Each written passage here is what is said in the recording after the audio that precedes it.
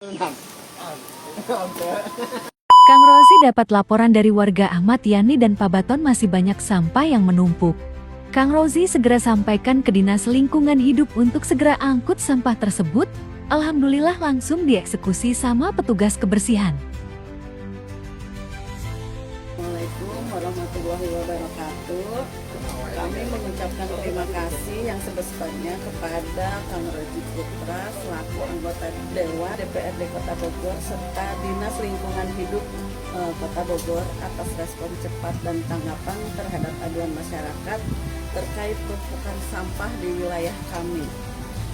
Aksi nyata ini menjadi bukti kepedulian terhadap kebersihan lingkungan dan kesehatan masyarakat. Semoga sinergi antara masyarakat dan pemerintah terus terjalin demi terciptanya Kota Bogor bersih, nyaman, dan asri. Salam warga Perumahan Pabaton Hikmah.